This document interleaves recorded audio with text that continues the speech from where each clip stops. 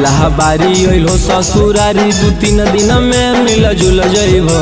पहिला बारी अइलो ससुरारी 2-3 दिन में मिल जुल जइबो। ऐसन चीजा खइबो ये जीजा की दीदी ओके भूल जइबो। ऐसन चीजा खइबो ये जीजा की दीदी ओके भूल जइबो।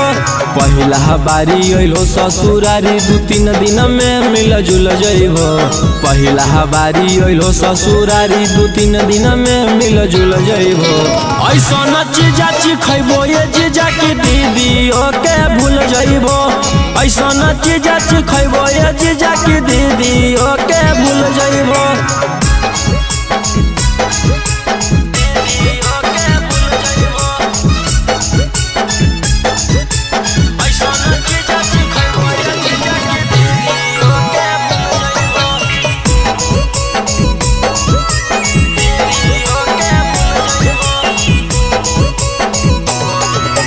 ताजा भेटई तो मजा भेटई तो दीदी से अच्छा भेटई तो लेला स्वादी देहियो आजादी मौका नहीं ऐसन तो। ताजा भेटई तो मजा भेटई तो दीदी से अच्छा भेटई तो लेला स्वादी देहियो आजादी मौका नहीं ऐसन तो। रस से भरल लस लस गुला गुल पैबो। रस से भरल लस लस गुला गुल पैबो। ऐसन चीजा खइबो ये जीजा की दीदी ओके भूल जइबो। ऐसन चीजा खइबो ये जीजा की दीदी ओके भूल जइबो।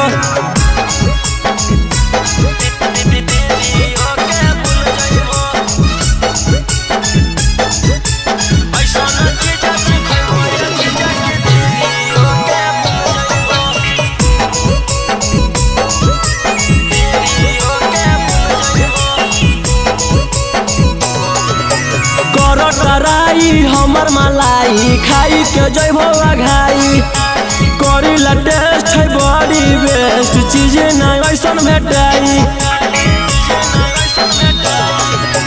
कर टराई हमर मलाई खाई के जइबो अघाई करी ला टेस्ट है बड़ी बेस्ट चीज नहीं ऐसन भेटाई।